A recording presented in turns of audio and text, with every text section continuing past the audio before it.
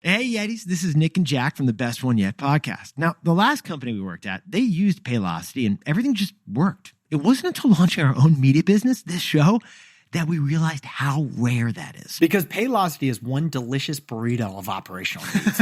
They roll up HR, finance, and IT seamlessly into one delicious bite. When everything wraps together like that all at once, your workforce, your tech stack, your business, you don't need more tools. You don't even need cilantro. You need one solution. And that is why Paylocity built a single platform to connect HR, finance, and IT with AI-driven insights and automated workflows that simplify the complex and power what's next. Or as we call it, a delicious operational burrito. Yes, we do. Experience a one place for all your HCM needs, besties. So start now at Paylocity.com/one. Paylocity.com/ONE.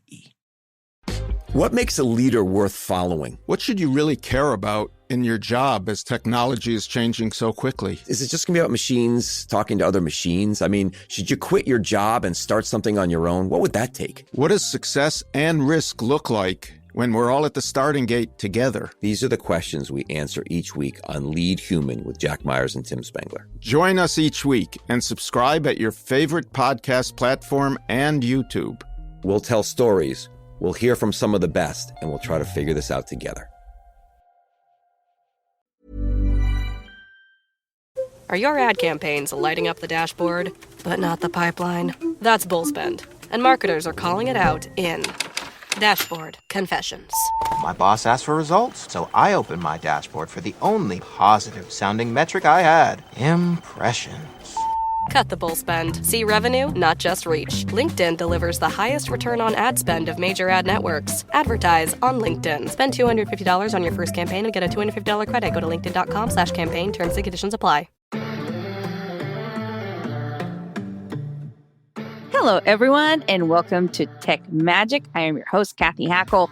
This is the podcast where we talk about gaming, technology, innovation, spatial computing, AI, and everything in between. We are thrilled that you are here with us, and I am thrilled to be joined by my co-host, Lee Keebler. Lee, how you doing? You know, great. Really great week. Some of the stuff we talked about last week finally arrived at the house. I got some new tech I've been playing with, so I'm unreasonably sore. But other than that, I think I'm doing okay. That's amazing. It's amazing. Yeah, over here, things are good. Book tour still going on. Busy with travel and everything, but doing great. So I was planning to go to AWE, which is the big XR conference, but actually got invited to do some things at Cannes. So I'm going to go over to France. So you can't for Cannes. Yeah, I can't go to AWE because of Cannes. So Yes. that's the best. That's great. Yes. That's great. So yeah, sad to me say AWE, it's a big year for the conference, right? But It's their first one in California, or not in California, but in Long Beach. Yeah. yeah. They've gone from San Jose next to basically it's Silicon Valley. Well, Santa Clara, they were in Santa Clara for a long time now than Long Beach because they outgrew the venue. So, and lots of people that I wanted to see there, but it's like, hey, I'm going to go over to France. You can only be in so many places at one time Yeah. still. So. We're all finite resources. They're only one of each of us. So until our AIs don't do a lot of the work, we got to focus. So, hey, I do want to talk a little bit about some of the AI things happening right now. I want to get deep into it because there's a lot to cover this episode. There's This so has much. been a wild week. Yeah. I know, right? So much. When this airs, we'll be close to a week out from Apple's developer conference, WWDC. Lots of potential announcements. No one really knows. What do you think they're going to talk about? And I'll give you my predictions as well. Well, I don't think we're going to hear anything about the Apple Vision Pro. I don't. Like, that was the big thing last year. I do not think that's going to be on the conversation this year. It's still a little too early to talk about anything. Maybe a marginal exception would be talking about it going global and having a global launch. But past that, I don't think we're going to hear much about the Apple Vision Pro. We may hear a little bit about their relationship with Unity. And I only speculate that because I got my Apple Developers Conference email of like, hey, here's what's coming up. And immediately I got a Unity developer email of like, we've got big announcements ahead, but they didn't say what. So I don't know. Like, that's me just kind of like reading tea Yeah, that's leaves. kind of like sneaky. Yeah, there's something there. I mean, those two emails arrived minutes from each other. So I'm like, okay, they're probably going to maybe talk about, because they've downplayed that relationship. Well, JR, so the former CEO was actually in the front row. He wasn't going to be on stage, but during the last WWDC, he was actually front row when people were actually there. So we'll see what happens. I mean, it didn't help Unity's stock today. It's still dropping into the red, but we'll see. They've got their earnings report coming out soon. And so let's hope it's not another repeat of history. We'll see. Hopefully not. So I think we will definitely hear about a global launch for Vision Pro. I think they're going to talk about some of the development partners that they've got. They're going to focus on the enterprise. That's my guess on what they're doing on the enterprise. So we'll hear a little bit of that. And then obviously, I think everyone is hyper-focused on what are going to be the big AI, generative AI, Apple announcements. Obviously, everyone's talking about the potential partnership with OpenAI and how Microsoft is getting upset about that potentially. So we'll have to see what kind of partnership they've And we struck. called that last week. Yeah. I know that there's this talk about what Apple's going to do with OpenAI, and there's a partnership bubbling up, and I'm still leery. I'm less leery than I was. It does look like something is bubbling in the background, but I had the same thought. You and I had the same discussion of what is Microsoft going to think about this? Who's like stuck their neck out in the early game to make sure that not only can they go forward, but that like they go forward with Sam Altman, right? Like, Yeah. I think we have got short-term amnesia over like how dramatic it was just a little while ago and how big of a part Microsoft played in that role for it to get undercut by Apple. I mean, like that's the game, them's the breaks, but like that still feels a little strange. So I don't know. I am interested in seeing that. But that said, they got to show something. Oh, well, they're going to show the new Siri. I'm sure the Siri X or whatever, maybe a new name. They're going to show the new voice assistant. I mean, trained on their new LLM or whatever. Like, I'm sure they're going to talk about a lot of that. But I think they are going to talk spatial computing just because I know plenty of devs from spatial computing apps and things that are going to be there. So there's a reason why they're there. Like, I don't think they would invite them if it wasn't because there's going to be some element of spatial in there. I'm going to walk back what I said and say I don't think we'll hear too much about the AVP. We might hear one other thing. And this is further down in our rundown, but it should be in this conversation. And that is Alchemy Labs, the creator of a number of great games. And I think that they were like a small indie lab that then went to Google, got a lot of funding. But you know them for Job Simulator, Vacation Simulator, things like that. They've been around since kind of the birth of what we know as mass market virtual reality, 2016, 2017 era. They finally announced that they're getting ported over to the Apple Vision Pro. Now, there's a lot of stuff for the Apple Vision Pro, but to me, this is like the first big, well-known, fully immersive title that has been announced. My question is it actually fully immersive, or are they bringing the gamification of Job Simulator into your actual home and still letting you see through the pass-through? That I don't know. There's not been any screenshots revealed. Like if you go and you play like Synth Riders is another big titled game. They just got nominated for their design. Right. And they're in the Apple Vision Pro. But unlike when you play it in a VR headset, when you play it in the Apple Vision Pro, you still see your room around you and then they kind of bring the game into the room. I'm not entirely sure what Job Simulator is doing for the Apple Vision Pro. It may be the first, sorry, Apple, virtual reality game for the Apple Vision Pro. We'll have to see. I mean, one of the things I wanted to do this weekend I didn't get to was put my Apple Vision Pro and do Marvel's What If, which is what came out last week. And I've heard great things, not such great things. I want to try it out myself before I say anything about it, like my opinion on it. Yeah. Right. So I think we'll see some Disney and Marvel on stage. I think we're going to see potentially them talking about some of the things they're doing with potential partners like Lowe's. We'll have to see. I do think we're going to see a little bit more spatial computing on stage, but it's going to be AI focused, of course, and not just generative AI. I think they're going to talk Gen AI, but other stuff as well. So. In their last announcement with the new iPads, they kept talking about the new processor, and this new M chip is the most AI-focused chip or something. I don't remember what their buzzwords were, but it had something along the lines of this is our most AI-inspired or powered or focused chip ever, and then showed nothing. Yeah. Right? Like in a very Apple fashion of here's the buzzword you're looking and hanging on. Here's the chip. We're not going to tell you anything else. That bridge has to be built at the developers conference. Otherwise, it just is going to start feeling like the boy who cried AI. Like they gotta show something. Yeah, I'm sure we'll see plenty of things. It looks very exciting, and the people that are going to be on the ground, I think they're all very excited. So when it comes to other AI news, I do want to mention briefly the new TED AI podcast that launched, I think like 2 or 3 weeks ago. It's hosted I missed this. I totally missed this. Yeah, there's a TED AI podcast. It's hosted by Billy, who's very well known in the space of VFX and AI. He's a fantastic person. He actually is the one that interviewed Helen Toner, I think that's how you pronounce her last name, who was one of the board members at OpenAI and kind of really opened the can of worms on what had happened. It made all the news last week. And this episode shot to like one of the top podcast episodes in the US. And then his podcast became one of the top AI podcasts. Like it was like 2 spots under Lex Friedman. So yeah, I mean, congratulations to Billy and the TED AI team for the podcast. I mean, very successful. So definitely want to mention that because a lot of buzz has come to that episode. Other news, and I think you probably have a lot to say about this.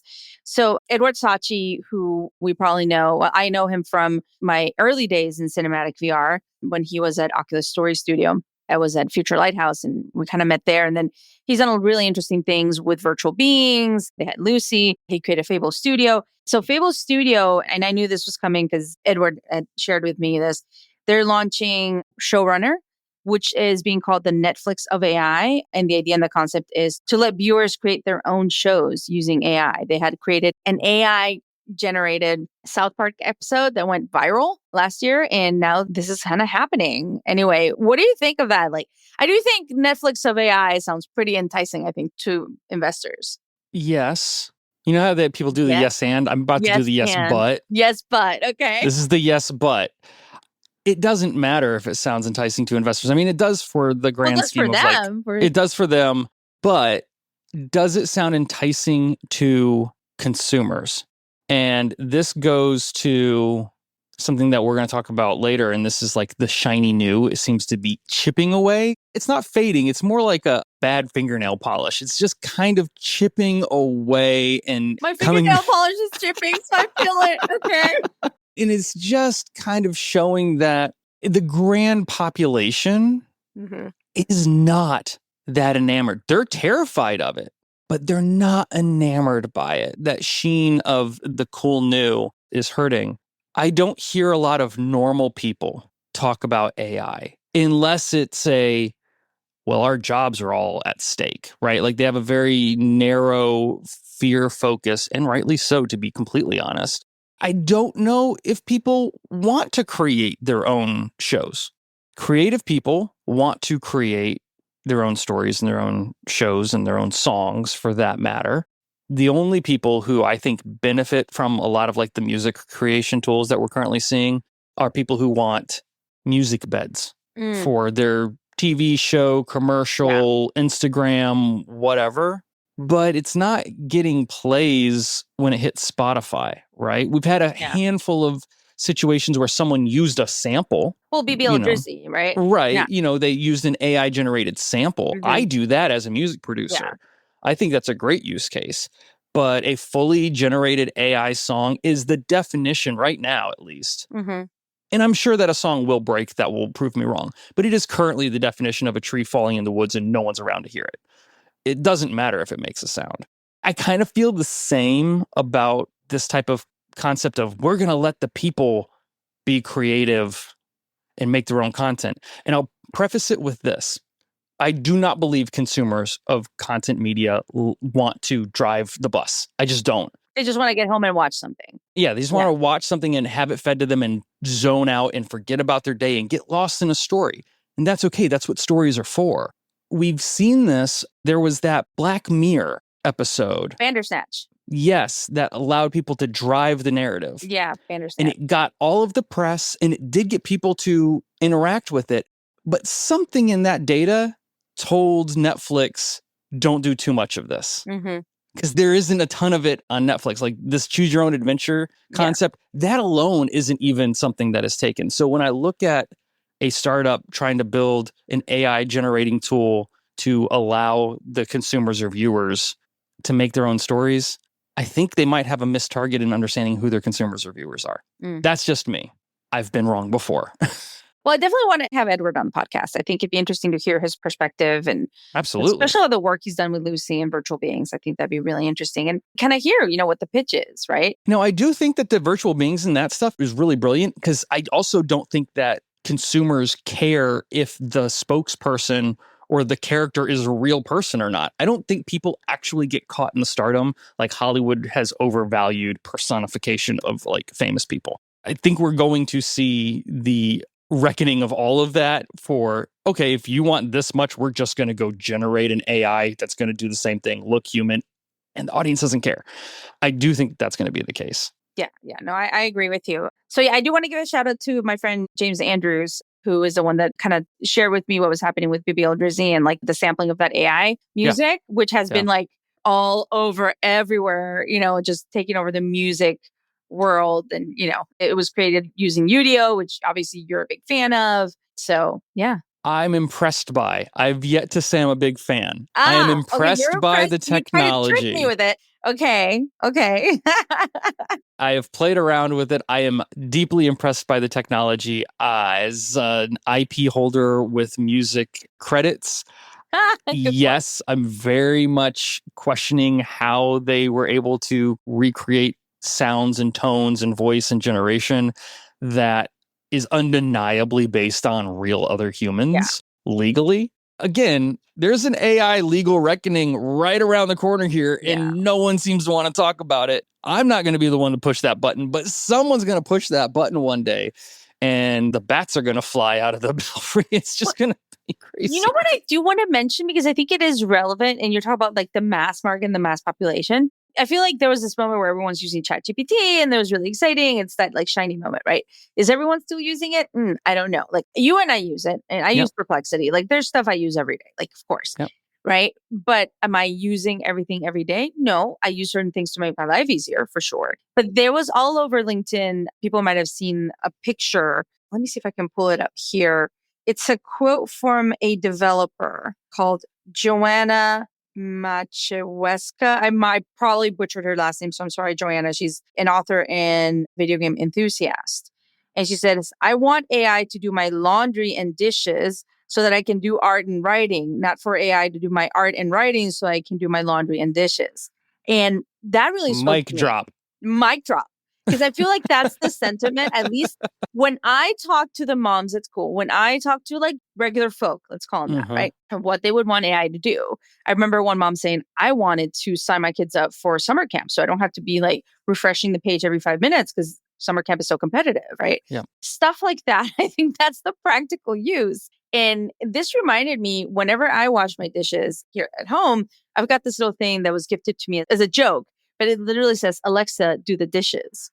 Right? Alexa's not doing my dishes. I'm doing them. Right. But yeah, like I think that there is this disconnect on what do humans truly find useful for the AI to do, right? Think the Jetsons and Rosie. Like, I want that. I want that. I don't want the AI necessarily to write my books. I want maybe to help me. I don't necessarily want it to do all my stuff so I can do the dishes.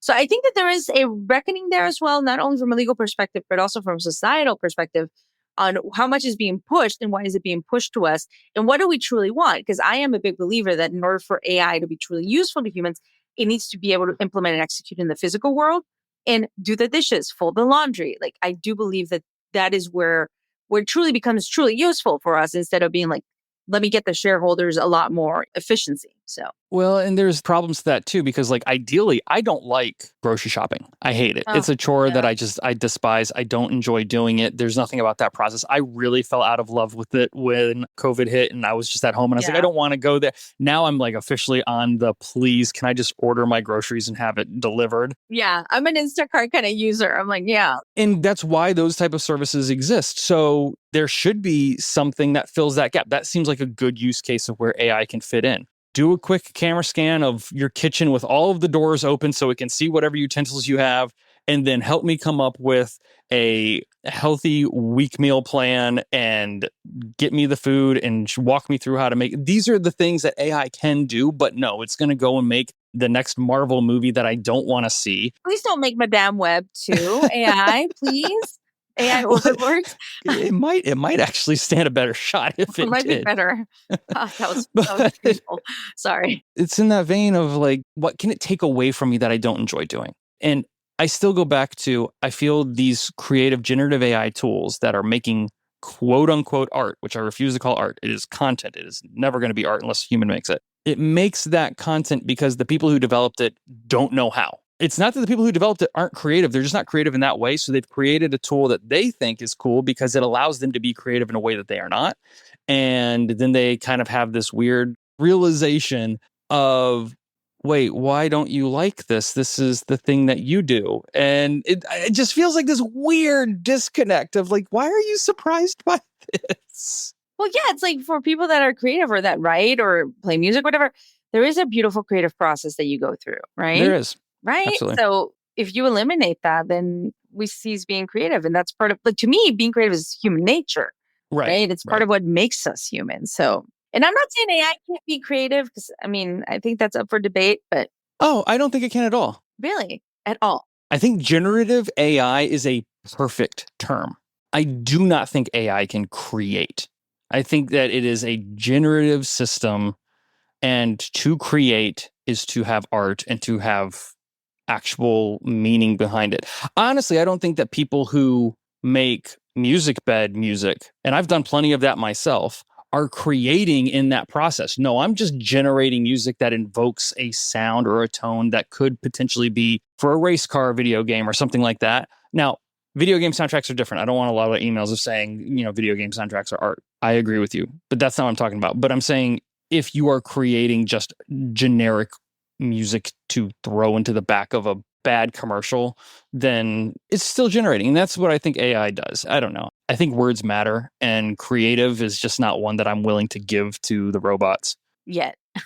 Yet or never? I don't know. I don't know. Never. Okay. Never. That's just me. That's fine. Like, I was at DC Blockchain Week a couple weeks ago, and I got asked a question if I thought AI would use a traditional banking system. And I literally said, absolutely not. I think AI is smarter than that. Why would it go through the traditional banking system? Plus, it's going to use a decentralized peer-to-peer digital currency. Like, I don't foresee AI wanting to go to a branch and do something. Like, it has no need for that. Well, humans don't want to. Yeah. Well, maybe my AI can go to the branch and do that for me. So I don't have to. And Alexa can do the dishes. So I don't know. Anyway, just a lot of stuff there, I think, for the process. Talking about AI, continue to talk about AI, and some news that many people probably didn't pay attention to because of all the other stuff that was going on. But NVIDIA released their digital human microservices, paving the way for a future of generative AI avatars. So they've announced that. Michael Kaplan, who I know over there, I think he had been working on this for a while. So yeah, I mean, big news, I think, from NVIDIA when it comes to virtual humans and kind of what they might be able to bring to fruition. Yeah, I think that that's important. I also, PlayStation's executive has said that they think that AI is going to make games more personalized. All of this stuff makes sense, right? These are logical steps in the right direction. We are currently beholden to playing the same game over and over again. The characters in the game have the same lines over and over to the point where they become memes, and it's what we've had.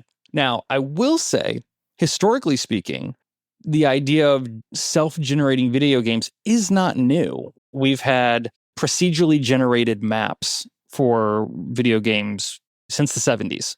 Some of the earliest video games still had procedurally generated mazes, and people thought that was huge. Like, oh, I can play this game over and over again. I'll never get the same maze twice. This isn't new. This is the next step to that. I think it's a fantastic application for it. And I don't think it actually takes away from anyone who's a developer or a writer or anything like that. You're still involved in that process. It becomes a tool in your tool belt to make your game as a developer and writer stronger. I welcome that with open arms. It'll make games last a lot longer, which are already dollar for hours played, one of the best investments you can make of entertainment. And I just feel like people don't really think of it like that. But, a $60 game can still take 100 hours of entertainment time in some cases. So, it's a good place for it. It is a good place. I mean, I'm a big fan of gaming, as we are on this podcast. So actually, that's a great segue into our break and into our guest. Kind of a good segue. And I'll tell you why. So when we come back, we're actually going to talk to Francesca Hogi, who is a love coach. So let's go on break. All right. So I saw your face before we went on break, and I said, we're talking to a love coach. And you're like, what? So I got introduced to Francesca shortly after she gave a TED Talk in Vancouver on love and everything. She used to be a lawyer, used to be a corporate lawyer, and now she's a love coach. And she just got back from House of Beautiful Business, did a wonderful talk there. And I wanted to talk to her about the current state of dating apps, right? So another part of technology which on a personal level, I have been testing because I am now a divorced woman who's out there dating. So yeah, and I haven't shared that really publicly in many places, but yeah, there you go. And I do share that part of that in the interview. But when she and I started talking about the current state of the apps, at one point I got into a conversation about, I want to see more people dating in video games. And I know some people do, but I think that there's a huge opportunity there, because what if you're actually meeting someone to go finish a quest and you kind of have to collaborate with them and do something with them and then eventually meet in the physical world, obviously, because we want to take it there. But there's so much lacking right now in the current like dating apps and the ecosystem. It is so horrible that I'm like, wow, like I would have so much more fun if I met someone in like a gaming space and did a quest and like kind of be like, let's solve this or let's build this, right? So that's why it's a good segue into the interview. And I know that there's like eyebrows raising of like dating in video games. That sounds right. There's still a group of people, but so my wife and I, we've been married for a very long time, but we still technically met online. We were introduced by a mutual friend over AOL Instant Messenger back in the Stone Age. And then we got coffee in person and we immediately added each other to each other's top 8 on MySpace and started dating just to completely, age yourself here. Yeah. Yeah. Just to totally age myself on this. Even back then, we had a completely different response from a handful of people of like, you met online? You didn't meet like in person first? And I was like, no, we were introduced by a friend via Screenless.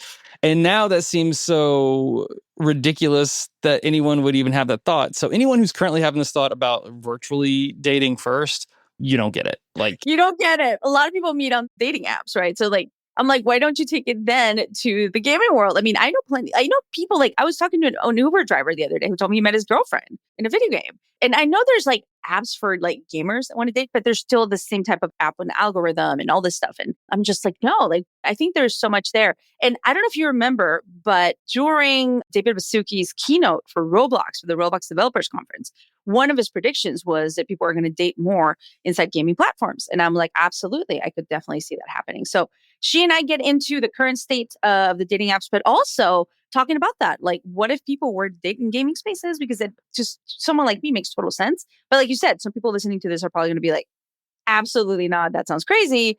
But most people are already dating virtually. So I don't know. I think that there's some really interesting things there. So let's go to Francesca's interview and then we'll come back. All right, everyone. On Tech Magic today, I have the pleasure of having an amazing guest that I have been like waiting to talk to. Amazing. Francesca Hogi, welcome to the pod. Thank you so much for having me. I'm very excited to be here. I am so thrilled you're here. We both just got back from amazing experiences. I went on safari, as everyone listening to the podcast knows, and you were in Tangier for House of Beautiful Business, right? You were in South Africa. I was in the northern part of Africa. It's just kind of waving at each other across the continent. Yeah, so the House of Beautiful Business, which is this incredible agency, they host this conference. It's called Between the Two of Us. And it's all about how to just bring the magic of connection into business and to how we do business. And that's so aligned with how I approach my work, because I think the simplest way of describing what I do is that I'm a love coach, right? Like that's the simplest way of describing it. And so I think some people might be like, well, why was a love coach like speaking at a business conference? Yeah. Was she on a tech podcast? We're definitely going to get into it because it's all related. It's all related. And certainly technology is hugely related to how we are interacting with each other. You know, obviously dating apps have really taken over and really changed dating culture. And it's interesting because in my previous career, I was a corporate lawyer. Which surprised me. When you first told me that, I was like, oh my gosh, how do you go from like corporate lawyer, which is kind of like, I mean, many people probably love being corporate lawyers, but you know, like there's not a lot of soul in that, to being a love coach. Like walk me through, like, how do you go from a corporate lawyer to a love coach, one of the best love coaches in the world? First of all, even while I was a lawyer, you know, I was having my own very sort of fraught love journey of, you know, figuring out how to date. I really had to teach myself how to date because no one ever taught me that. And actually talking about technology, I really relied on online dating to help me, because it's like, all right, I don't know how to get a date. I don't know how to figure this out. And so I use, and this is in the early days of online dating. So this is in the Match.com days, right? This is pre-dating apps. This is pre-Tinder, all of that. And the culture was very different back then, right? Online dating was very stigmatized, but I really felt like this is a place where I can practice and I can learn some skills. So I started that journey as a lawyer and I learned a lot. And so I started a dating advice blog back when I was still practicing law, just because I was like, well, I've learned all these things. And I see a lot of people struggling with a lot of things that I used to struggle with, and I can help them.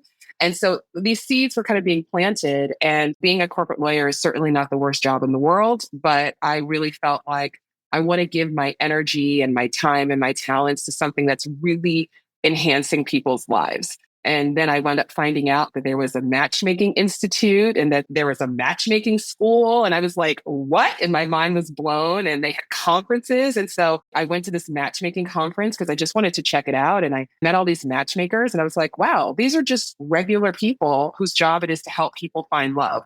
What could be more rewarding than this? And so I went to matchmaking school and I got my matchmaking certification, and I just started working as a matchmaker. I worked for another matchmaking agency, and I also started my own business. And at the beginning, I think I was actually very naive because I was like, oh, I'm just going to introduce everyone to their perfect partner and it's going to be great and everything's going to work out.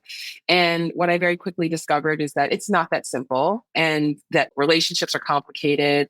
People's relationships with themselves are so complicated. Their relationships with love, with romance are very complicated. And so there wasn't really this quick fix of like, I'm just going to keep introducing you and then kind of hope it all works out. And it became really clear that the people that we could match were the people who were really open to looking at themselves, thinking about themselves differently, thinking about love differently, thinking about compatibility differently. And so I realized that really the coaching piece was what was most important. So that was 11 years ago. Oh, wow. More than a decade. Yeah. So it's been a while. And going back to technology, I've seen the shift in online dating, and how when it first started, it was really something that I would say that most people really did use as a tool. Like, this is a tool for me to meet people so I can connect in real life and go on dates and meet a partner. But then once dating apps and, Tinder was the one that really kicked this all off, that really started to shift the culture, because once dating became this gamified thing, then people started to interact with them differently. The goal was no longer so much as like, oh, I'm here to get off the app. It kind of became, oh, well, now I'm here and there's all these people and I can just keep swiping, in this gamified approach to relationships. And we can see how that's really impacted the culture, to the point that, most people who are on dating apps never go on a single date. Right. Yeah, that baffles my mind. Yeah. So even to call them dating apps is a bit of a misnomer, because it's like, you're not really dating unless you're actually going out. You're and actually meeting going on a people physical date in the physical world. Yeah. Yeah. And so this moment of crisis that this whole digital dating industry is in right now, I think it's totally understandable, because so many people, they really lost their agency over their own love lives and over romantic connection. And so many people equate dating with being on a dating app. And I think that's a huge mistake. And so in recent years, I had already really become much more evangelical about empowering people to really own their own romantic connection and own their ability to meet people and to form great relationships. And going back to business and how I found myself on a stage, at a business conference, and I have worked with brands, because I think we all have an opportunity to really re-energize and really re-empower ourselves around human connection. And particularly in the dawn of, AI, and we are more and more being marketed these quote AI solutions to human connection. I'm sure you've seen all of this like kerfuffle, this big bumble stumble. Bumble stumble. That's such a great way to put it. The whole bumble stumble has been, yeah. I mean, I feel like in general, like the dating apps are in this moment of like transition or chaos. I don't even know what to call it.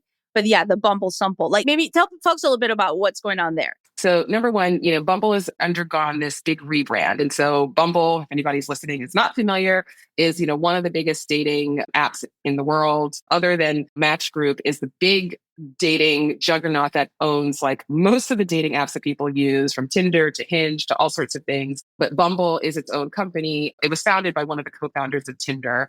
And it was initially founded as being this feminist dating app, very women-centric. Women had to make the first move, so send the first message. And that was a really empowering message that I think really did appeal to a lot of women. I'm like kind of sick of getting these creepy messages, and this gives me a little bit more control over the experience. But what's happened is that Bumble, like all of these apps, really the incentives are misaligned, because just as a gym doesn't want you to come in for 3 months, get in great shape and then cancel your membership and never return. Yeah.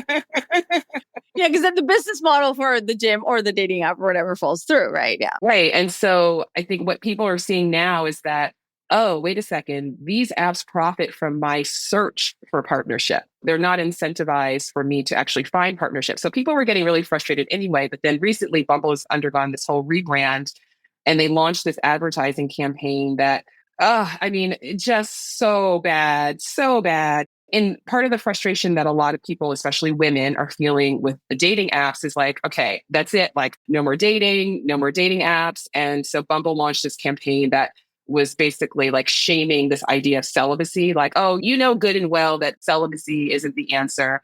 Get back on Bumble kind of attitude. And it was very flippant. It was very, really disrespectful of their customers' experience and why people had that frustration. And it just has exploded. It has just backfired on Bumble in a huge way, to the point where now I think my algorithmic lane on social media is probably a little bit different than maybe most people's, but yeah.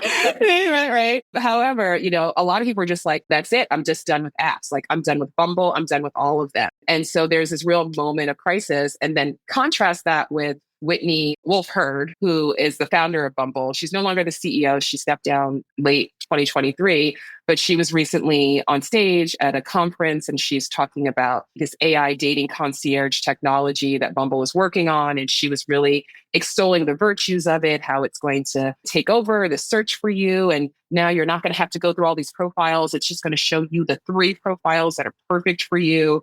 And this is incredibly concerning. Yeah, it's like, have my AI talk to your AI so you can find a match. Like, tell me more about that. Because at the end of the day, what you do is human connection, right? It's love. Yes. But it's human connection. So that's of interest to any brand. That's of interest to any business. When we give up the autonomy that we have as humans to do that to an algorithm, to an AI, you're obviously talking it's concerning. I find that too concerning, like the idea of like, have my AI talk to your AI and my AI will figure out if you and I are a match. Tell me more. As I said, even before this AI explosion, we've already seen what is happening to people and their ability to connect. We see this in Gen Z. We see how little they're dating, how few relationships they're having, how they're having less sex than any generation in history. And they're the first digital native, digital first generation. So I think that what's happening with Gen Z is a really tangible example of how this technology first way of interacting with humans is really, really diminishing our ability to connect. And, the mental health crisis, the loneliness pandemic, all of these issues that are stemming from the fact that we are so dependent on technology for connection. So when I hear these, whether it's Bumble or any other platform really marketing, oh, we have the solution for human connection is more technology, is to go deeper down this hole and down this path. I think it's really irresponsible. And I think that if we care about the future of humanity and we see, oh, climate change is important for future generations and addressing that, we think that education and healthcare, this is important for future generations and addressing these issues, that we also need to really recognize that our ability to have healthy human relationships is also something that we should care about for our generation, but also for future generations. And we're really failing them right now. And so one of the reasons that I do talk to brands and I do speak at conferences like House of Beautiful Business is because leaders need to understand this, because it's so easy to be seduced by the bottom line and the opportunity and this race to be first and this AI arms race and all of that. But it's like, wait, hold on a second. Let's take a step back, right? What are we actually doing here? And what is the long-term, the short and the long-term effects really on people's mental health, on our ability, not just romantic relationships, but just our ability to connect in general. I was recently speaking to a group of USC students and all of their questions were around, well, how do I talk to somebody if I don't know that they like me? But if I go to a party and I put my phone down, then what am I going to do? These really sincere questions, like they really don't know the answers. And I'm like, this is a problem. Like, this is a problem that we have created this system where people are so disconnected from what it means to be human and to actually show up for each other. So, I mean, I could go on, Kathy. No, I get it. So for me, like I got divorced last year and, I'm kind of back dating and et cetera, tried some of the apps. Like I have felt that. Like, I felt like, do I really want to give up my autonomy to an app and to an algorithm? I'm not sure.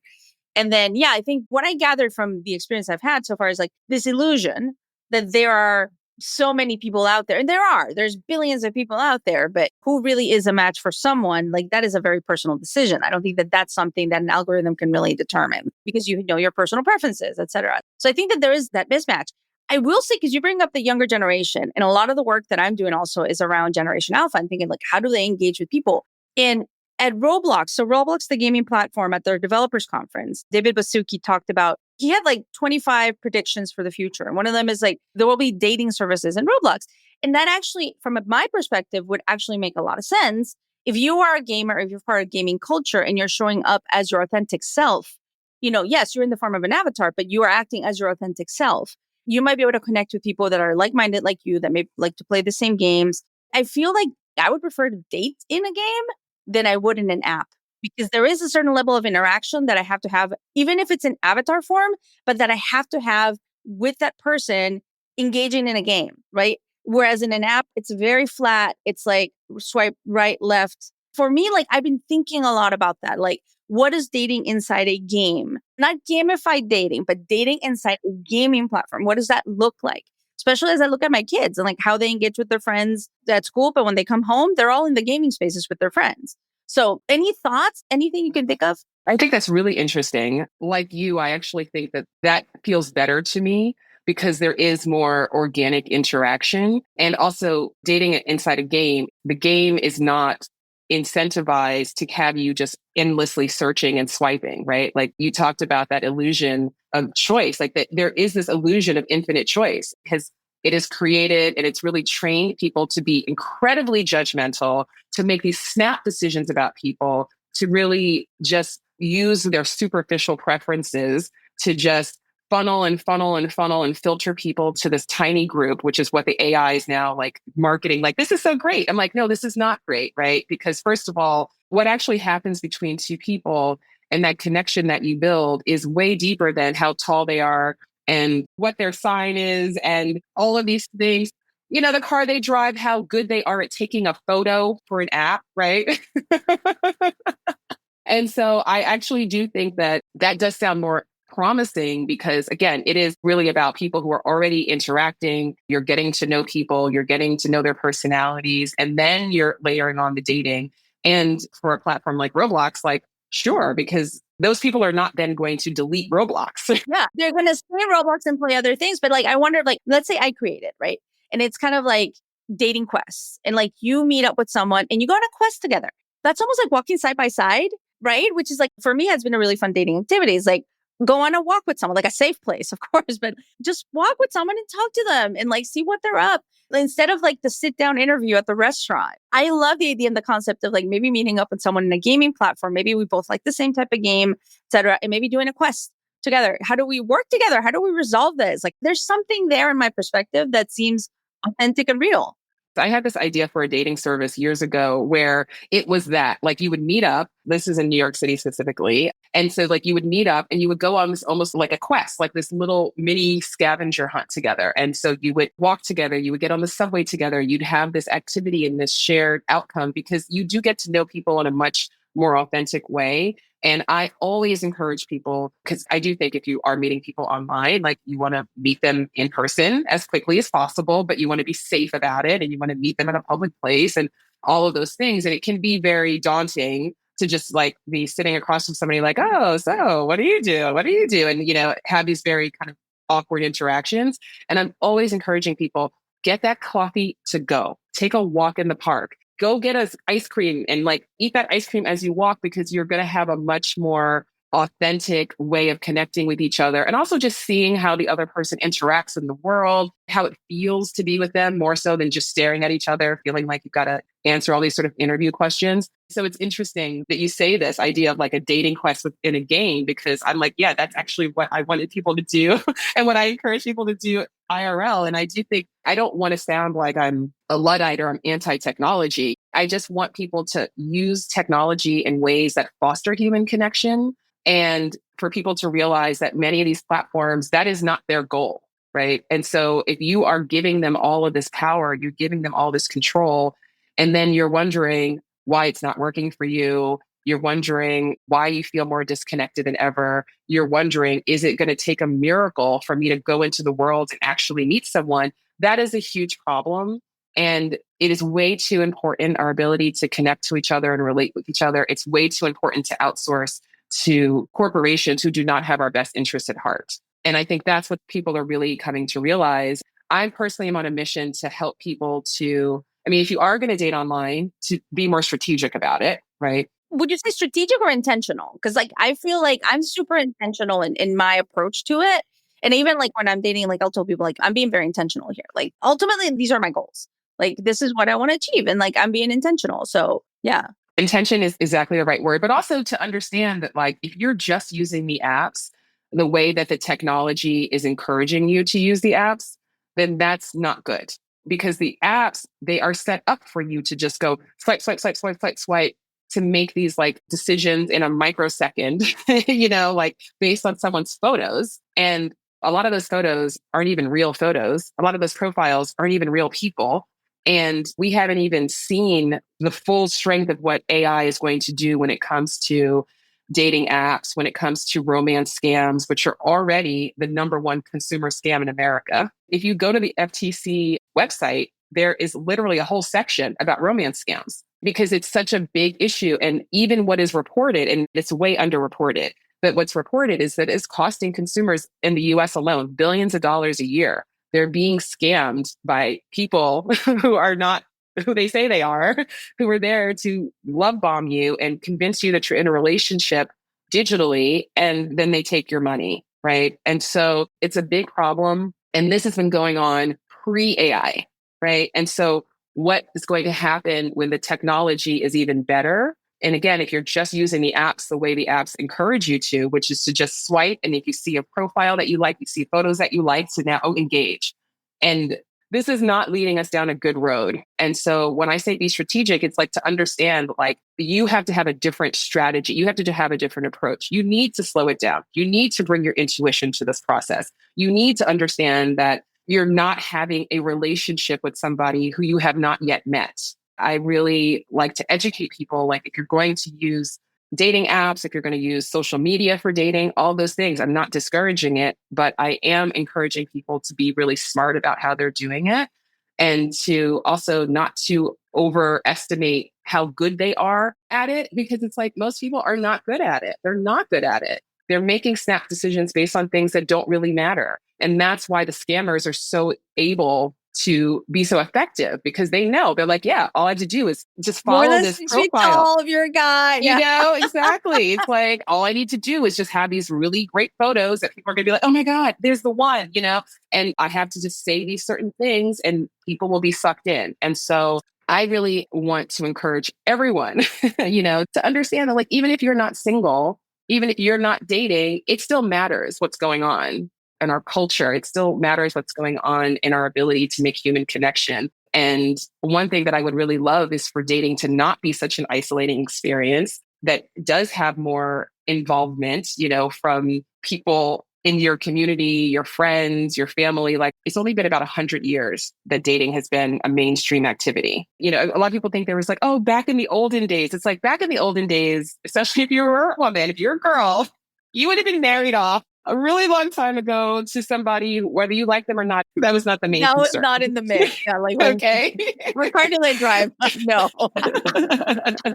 It didn't matter. So like, we have to understand, like, with this freedom to date, with this freedom to make these choices for ourselves, also comes responsibility. And the fact that these platforms are like, we're just going to come in and we're going to take all that responsibility away from you and we're going to do it for you. That's a big problem. Francesca, we need to have you back and talk more about dating and dating technology, how things are progressing. I would love to definitely dig deep into gaming and the gaming space, and how could you even date in gaming? That's something I've been thinking a lot about as a gamer. I find that very interesting. But for folks that want to connect with you, and by the way, we're going to include a link to the TED Talk you just did in Vancouver, which is a fantastic TED Talk on the reality of what love is. But if folks want to connect with you, where can they reach you?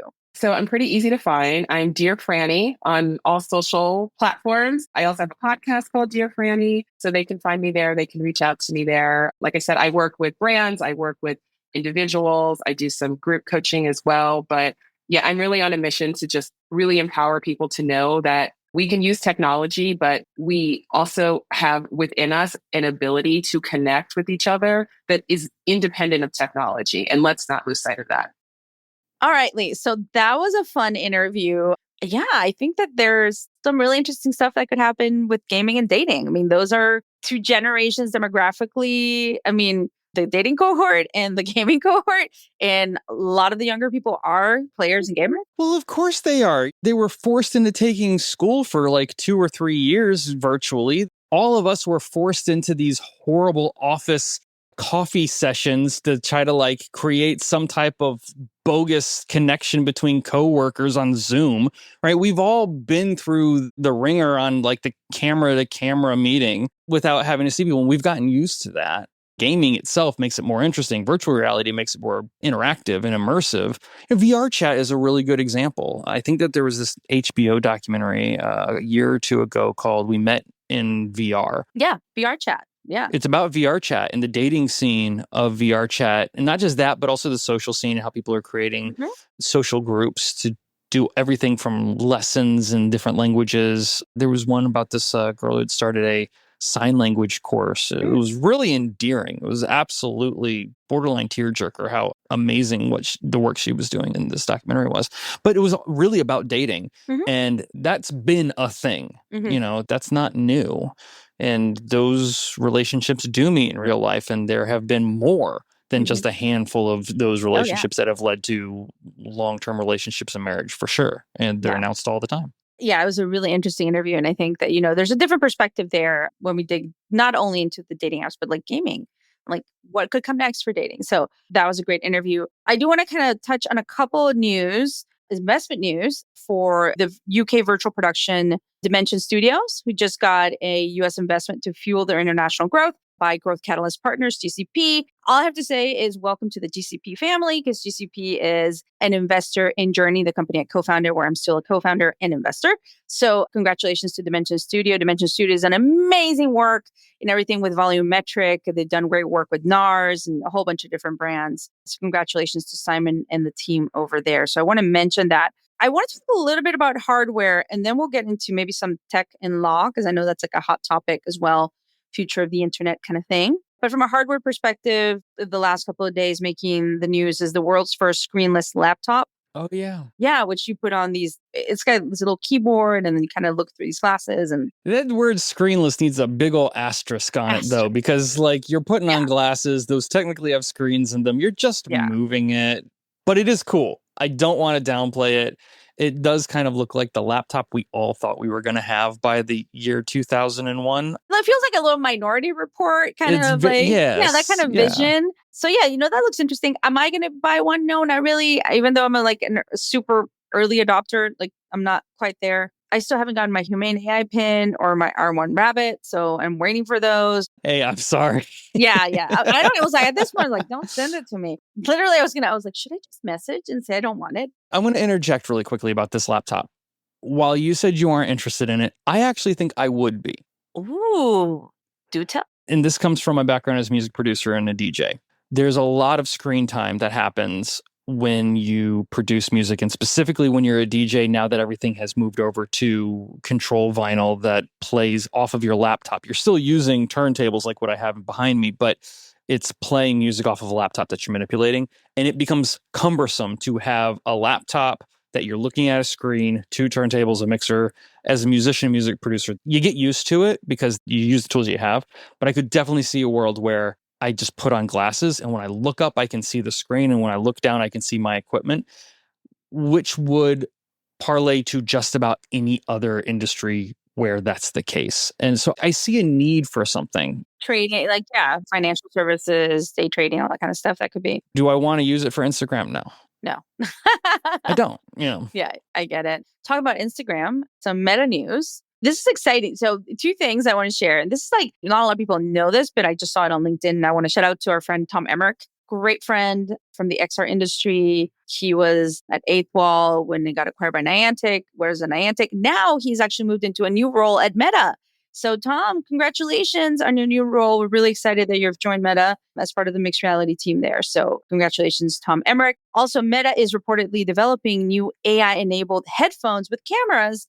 Once again, once AI can see the world, that just is a different game changer. You start to train the models on current scanning of the physical world in real time, takes it to a different level. And yeah, like we've talked about in this podcast, you and myself, Cambrian explosion of new hardware types across the spectrum in the next, 6 to 18 months. And there's also a startup called IO that thinks its Gen AI earbuds might succeed where Humane and Rabbit have stumbled. It's called The One. So more headphones, like a lot more headphones coming to the market. Yeah.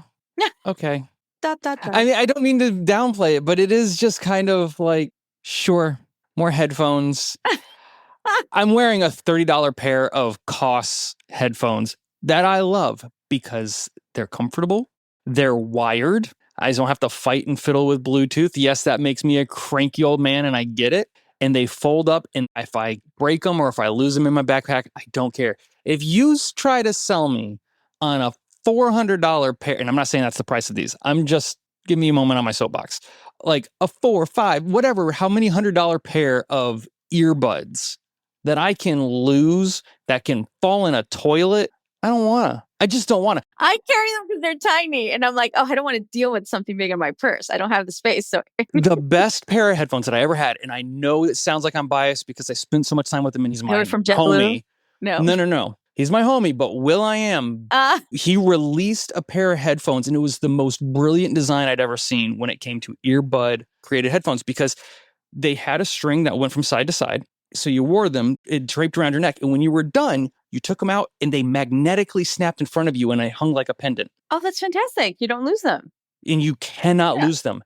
It was a brilliant design. I'm not seeing that level of design of these like rinse and repeat Apple AirPods that everyone else is creating. It's like, okay, fine, but they're so expensive. I've lost so many. Like, I'll be honest, I've lost them. And then I got the Pro Max, the actual like headphones. I just don't use them. They're too big. Like I carry a purse. Like I carry a small purse. I agree with you. Noise canceling headphones are cool and they're great on an airplane. And if you're a frequent flyer, yeah, absolutely have a pair.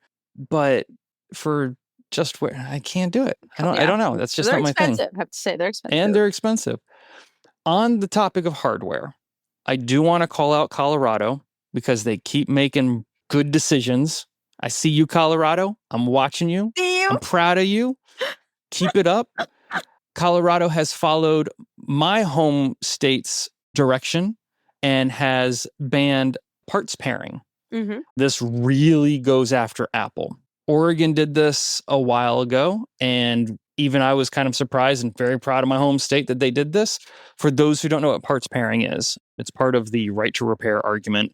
And it is effectively, if you have a device, let's say an iPhone, and it's got a serial number and it has a screen in it, that screen has a serial number. And those serial numbers have to match. Even if you go and find manufactured Apple replacement screen and try to put it into an iPhone, even though it's an Apple sent screen, and put it into your iPhone, it won't accept it because the serial numbers don't match. So that's what parts pairing is, which means that you really basically trash the device at the end of the day because it won't accept it. And Oregon said, enough is enough. We are a tiny state. We have some big swinging technology names here. You know, we got Intel, we got NVIDIA's got a satellite office here. We're not Nike, and we do sell a lot of technology. We're not Silicon Valley. But to see Colorado follow suit and say, yeah, you should be at least able to supply OEM parts and repair is a good step in the right direction. And I do also want to be clear, this isn't just the anti-Apple thing. This goes all the way to devices you probably don't think of, like John Deere tractors. John Deere is a big part of this argument, as well as are a bunch of other large name companies that you would never think because they don't necessarily impact you immediately. Apple just seems to be kind of the low-hanging fruit, no pun intended, when it comes to this target. But good on Colorado. I'm happy to see it. So 2 more bits of news before we go to Dispatch from the Fringe with our producer, Lily. Hardware also. Microsoft has confirmed layoffs in the mixed reality department, but they're going to keep selling their HoloLens 2 headset. So do you think we're going to see HoloLens 3, like, or a new version of something? The only thing I can think of with this, I saw that, and the HoloLens 2's kind of getting a little long in the tooth, right? Like, it's been around for quite a while. It's still an amazing device, let me clarify, but they just didn't get it out to the masses. It's not a mass market product. They did get a very generous, from my understanding, military contract. That's really what kept that product going. So now I'm just wondering, is this offloading the rest of the surplus that they might have in where? I don't know what it means, but I cannot see them going to a HoloLens 3. The first two haven't really done it. I mean, they still have a contract here in DC. And actually, a lot of the work they do is at Fort Belvoir, which is relatively close to where I live. But that's where the project with the Microsoft HoloLens is. And they do have to customize them and make them like, it's not just a regular HoloLens that everyone has access to. This is obviously customized. So maybe that's where that's going. So I do think there's something there. There's probably some enterprise contracts for some larger companies that do have these things and they need to keep these in stock. But I mean, I'm speculating at that point. It is a surprising announcement. I don't know. Well, and then you've got Magic Leap doing a partnership with Google, a strategic partnership. They had already struck a strategic partnership with Meta. So I don't know what's happening with hardware here. It just seems like partnerships or, announcements. That makes more sense, though, because Google was such an early investor into Magic Leap in and of itself. And I always wondered when they were going to collect, because they gave them quite a large sum of money to get off of the ground. Everyone did. But Google was that North Star that they pointed to of like, well, we got Google invested. Don't you want to invest? And that's kind of the beginning of that snowball. And they raised billions off of it. I've always wondered when Google was going to come in and say, come on back. We'll see what comes from that. Hopefully it's something interesting. All right. So now I want to turn to some news. This is the last part before we go to Dispatch from the Fringe. Couple news things that are happening. New York is reportedly about to restrict social media algorithms for teens. Yes. Algorithms. Yes. Keyword algorithms. So let's chat about that. I think that's, like you mentioned, it's smarter to say that and then social media, right? Because it's regulating an algorithm. Yeah. I'm still not thrilled that it wasn't on a federal level, right? I still think it still leaves a little wiggle room. It makes it difficult because it's just another one of these state barriers that makes the whole system hard. But countries are hard. Countries based on states are even harder. So we're kind of learning all of that as we try to figure out how to rein some of this stuff in. Now, where Florida has done something similar, where I didn't agree with the policy was they just said social media. There was very little definition of what that meant. What is social media? What qualifies as social media, right? Are Google reviews on Google Maps social media? Because technically it's got a voting system. You can you can upvote, you can downvote, you can communicate with people, you can leave your comments and you can leave stars. It's basically an active feed, but I highly doubt that the state of Florida thinks that that's a social media platform, but they didn't define it, right? So there's these questions. What I like about this is it specifically, New York did something a little bit smarter, surprise, surprise, and basically said, we're just going to look at the algorithm, not the actual site itself. Does the algorithm create some type of social media structure based on X, Y, and Z? And I will get into the law later so we can come back and do a deeper analysis of it. Okay, I'm cool with that. That makes sense. It's as if someone thought about it for 15 minutes before they made a law. Like that, I can at least get behind. I still wish it was on a wider level. We all need to be on the same page for something like this, but this at least makes sense. Maybe it's the thing that does allow some talk to finally happen in DC and say, oh, it's the algorithm, it's not the site. If New York is doing that, that's a huge signal sent to lawmakers here on the Hill. Like they will pay attention. Yeah, because the Hill seems to go after the website. That's all they go after. They don't know any better. I do think it sends a signal to the Hill here. And last week, I was at the World Economic Forum, the Global Technology Retreat, on a panel on the future of the internet.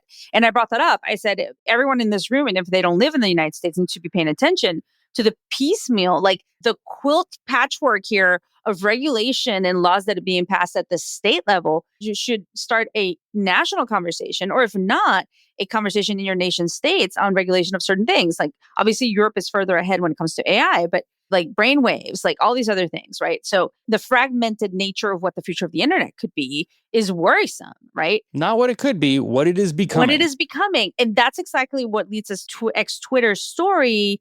Maybe you can explain that a little bit on kind of what's going on there. Yeah. I mean, again, it's one of those conversations that people steer away from because it's awkward because we get caught up in the minutia of what the content is, and all of a sudden it has moral ramifications. In this particular case, Twitter has gone in the opposite direction of what I think a lot of people expected. Or if you've been paying attention to Twitter, you totally would have expected this because it's just what it is, and has openly decided that they're going to start allowing pornographic content within its platform.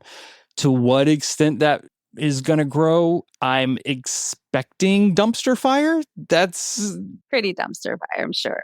The brands are just not going to be happy about this. Like, they're already having issues with their advertising appearing next to stuff they didn't want. It's about to get more complicated for Linda Jaccarino and folks at X. Well, and that's the other thing, right? And you and I had a conversation of that. Is like, okay, here's this new CEO in name. Best of luck. I'm going to see her in Cannes. So I'm like, I'm not going to say much, but let's see. Give her a hug. I don't know. But this is a striking change from what most platforms have locked down and said, no, we're not going to allow this offensive content. We're not going to allow things that are going to be questionable. We're not going to allow things that bring in pornographic content or things like that. And Twitter's like, well, okay, come on over here then. Which maybe it's a play just to try to get people to migrate and utilize the platform for something. And honestly, it might work. I don't know. But the question I have is, as states start banning social media algorithms, you see age brackets go in Florida for access to social media in general. And then you see Texas make a very stern ban on pornographic websites, which have removed a ton of websites from their access that the rest of the country and the rest of the world have. Remove the moral conversation of that and just look at it for what it is. I don't know what that means for Twitter in Texas. I mean, doesn't he live in Texas? Like, doesn't the owner of Twitter reside in Austin? I'm confused here. I don't know. And if it's allowed, is it a play to pick up the traffic that was lost by the ban? These are all of the gray areas of these type of conversations. And again, this is what happens when a state takes it upon themselves to ban a specific mass content. I'm not saying that the reasoning for doing it is wrong. I'm saying the practice of how it's been done by a state-by-state basis creates these very nuanced problems for platforms and for people who use those platforms. This was just announced today. Who knows when it's actually going to go into effect? It might go into effect way faster than we expect, because this definitely feels like one of those things that is just one of those, well, okay, the boss said flip the switch, so you flip the switch. I don't know. We'll see. But it does cause for a lot of really interesting questions in the future on what their law will and will not be enforced on. And time will tell. Time will tell. But I think it's that signal of like this very splintered nature of the current state of the internet. And if you look at the future of the internet, even more worrisome. Yes. Right? On what does the internet become? So just going to keep going. Yeah, I don't know. I don't understand why more people are not paying attention to this in general. Because as we said at the beginning, people consume the content. They don't necessarily want to create it. Yeah. So. Here we are creating, so it's all good. And now I'm going to go to our producer, Lily, who is doing Dispatch from the Fringe. She is back from her vacation. And we're going to be talking about regrowing teeth. I don't know. I hate going to the dentist. I go and I do sedation dentistry because I get really traumatized. I'm not a big dentist person, so this one's got me a little weirded out. So, all right, Lily, take it away. Hello, Kathy and Lee. Welcome to this week's Dispatch from the Fringe. I am back with a story about a new drug that will help you regrow your teeth. That's right. A team is trialing this drug on humans for the first time in a few months after its success in animals. They have been able to regrow teeth in mice and ferrets, and they're now going to use this drug on humans who are missing at least one molar. And they hope that this drug will be commercially available by 2030, which is pretty wild. So researchers discovered that the medicine itself deactivates the uterine sensitization associated gene, USAG-1 protein, that suppresses tooth growth. But by blocking the USAG1's interaction with other proteins, encourages bone morphogenic protein signaling. And that's what triggers a new bone to generate. So this is pretty cool since about 5% of adults in the US are missing a tooth, which can happen for a lot of reasons. So the molecular biologist and dentist on this case, Takahashi, has been working on tooth regeneration since 2005. And he hopes this treatment won't just be for congenital dental conditions, but for anyone who's lost teeth at any age. And that is your dispatch from the fringe. Okay, Lee. So world's first tooth regrowing drug will be given to humans in September. It's about time. I actually had this conversation with my childhood best friend growing up. Are they No, they're not a dentist. No, Okay. no. They are in the medical field. His dad was a doctor. His mom was a nurse. And we were hanging out at his house and he had broken his arm. And we were talking about like his arm growing the bone back together. And I just will never forget him saying, I don't understand why I can fix my arm, but if I get a cavity, I have to go get a chunk of it drilled out and filled with metal, or now it's like resin and porcelain or whatever. And I can remember being like 8 or 9 years old and going, good point. Why are our teeth different bones? So yeah, it's about time. It's about time. Great. You've been waiting for this for a while. Yes, let's grow some Let's teeth, grow y'all. some teeth. Do it. Yeah, I don't know. Ooh, yeah, I don't know. That just weirds me out. But anyway, let's see. I just want to know if they have to like take the tooth out, plant the new tooth seed, I don't want water to it, know. It's too much. wait for it to grow. Right. It sprouts. Oh my God. You know what? You know what would be really challenging for me to be to date a dentist? Like, I don't know if I could do that. Ooh, That would be hard. It's tricky. Open to it. Who knows? But anyway, that'd be really tough for me to do. Anyway, so let's wrap it up, Lee. Anything you've got planned coming up over the next week or so? Are you going to be paying attention to Apple? Oh, Apple for sure. Apple for sure. We'll see what happens there. I still think whenever we see an Apple announcement, we typically get a runoff of a bunch of other companies kind of like ride that coattail of different announcements. So you never know what's going to come up.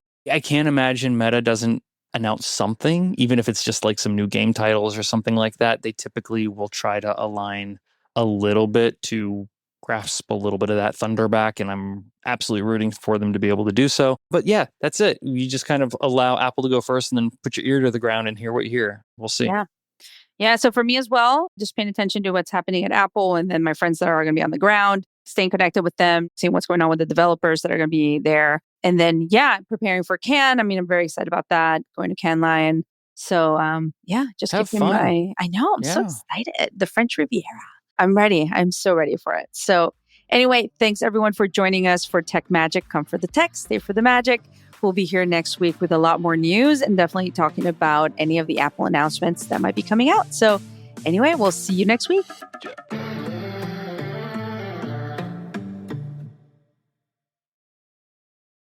Blowing ad budget on metrics that look great till the CFO sees them. That's bull spend. And marketers are calling it out in Dashboard Confessions.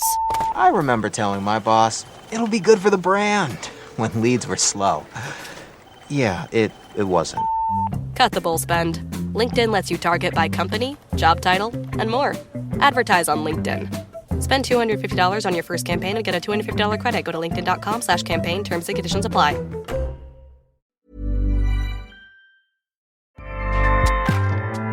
Acast powers the world's best podcasts.